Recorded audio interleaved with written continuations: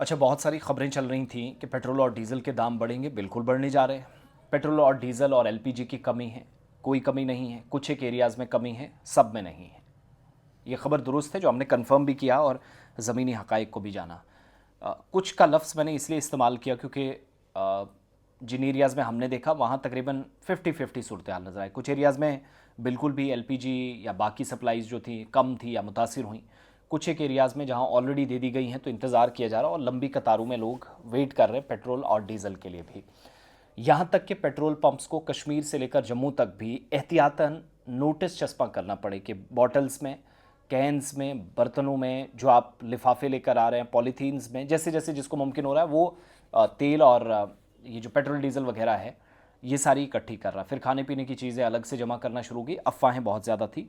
2 petrol pump Anantnag में, एक कुलगाम में सील हुए क्योंकि उन्होंने लोगों को मना किया था पेट्रोल देने से। ये कहा था कि सप्लाई कम है, हमारे पास नहीं है, तो लोग वहाँ से भी डरना शुरू हुए। फिर कुछ खबरें आई, प्राइम मिनिस्टर ने जब कहा कि लॉकडाउन जैसे हालात बने थे तब हम इंडियंस ने मिलकर मुकाबला किया था हालात का, आज भी वैसा करें। तो इस दरमियान हुकूमत ने भी कुछ चीज़ें मुनासिब समझी। आज बीजेपी एक ड्रामा कर रही है, एहतजाज जम्मू के अंदर किया सेक्रेटरीट घेराव का, क्योंकि 1 अप्रैल से पेट्रोल 1, डीजल 2 रुपये बढ़ेगा। यही पेट्रोल और डीजल 55 से 95 तक पहुंचा, किसी की हिम्मत नहीं पड़ी वो आवाज़ बुलंद करे। दिल्ली के सामने बात करने की किसी की औकात नहीं, किसी की हिम्मत नहीं। लेकिन अब जो ये सिलसिला है कि अब जम्मू कश्मीर सरकार खा रही है, वो सब हम सरकार के पक्ष में बिल्कुल भी नहीं है, इस गलतफहमी से बाहर निकलेगा। लेकिन 1-2 रुपये जब इतनी जंग चल रही हो तो मुझे लगता है ये तो कुछ भी नहीं, अभी 15-20 रुपये तक भी जा सकता है। लेकिन ये वही सरकार है जो ठीकरा फोड़ती थी कि 55 रुपये सिलेंडर देते थे, हमने ये कर दिया वो कर दिया। 55 रुपये हम पेट्रोल देते थे, डीजल रुपये 65 रुपये देते थे, वो आज 100 तक पहुंच गया है। तो कोई नहीं बोला। तो ये तो फ़र्ज़ी है, टाइम पास है इन बीजेपी वालों का बगैर किसी मुद्दे के, क्योंकि वहाँ कुछ बोल नहीं सकते। इतने दिनों से जब एक्सपर्ट्स बोल रहे थे कि तैयारी करने की ज़रूरत है, अब ठीकरा फोड़ रहे हैं यहाँ की सरकार। प्लस रात देर गए, इजलास हुआ। ये 1 अप्रैल से रेट बढ़ेंगे, पेट्रोल 1 रुपये, डीजल 2 रुपये। इसके अलावा रात देर गए मीटिंग हुई कैबिनेट की, उमर अब्दुल्ला ने अध्यक्षता की। उमर अब्दुल्ला सरकार की कैबिनेट मीटिंग, जिसमें मौजूदा एलपीजी, राशन, बाकी खाने पीने की चीज़ों का स्टॉक कितना अवेलेबल है इसका जायज़ा लिया गया और ब्रीफ किया गया सतीश शर्मा साहब की तरफ से, जिनके पास ट्रांसपोर्ट मिनिस्ट्री है, जिनके पास स्पोर्ट्स मिनिस्ट्री है। लेकिन ये दोनों इस वक्त ज़्यादा महत्व नहीं रखते, ज़्यादा इंपॉर्टेंस नहीं है जितनी खाने पीने की, जो food, civil supplies and consumer affairs department उनके पास है। ट्रांसपोर्ट की भी, क्योंकि गाड़ियों में तेल नहीं होगा तो परेशानी होगी। तो उनने कंफर्म कर दिया कोई प्रॉब्लम नहीं है। इधर डायरेक्टर फूड ने, जम्मू ने और कश्मीर ने, फिर डिवकॉम ने, डिप्टी कमिश्नर्स ने, कि अफवाहों से बचिएगा, आप आएँ तो सही, आप लें, आपके लिए अवेलेबल है।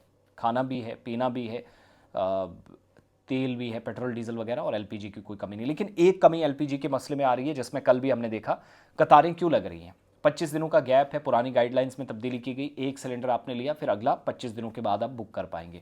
बुक हो रहा है उसका मैसेज आ जाता है, सब्सिडी मिल रही है उसका मैसेज आ जाता है, लेकिन सिलेंडर नहीं मिलता।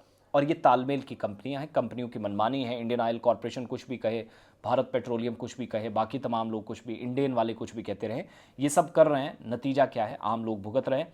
और बीजेपी, कांग्रेस, एनसी, ये सब एसी वाले दफ्तरों में बैठकर बातें कर रहे हैं, क्योंकि इनमें से कोई कतार में नहीं लगा।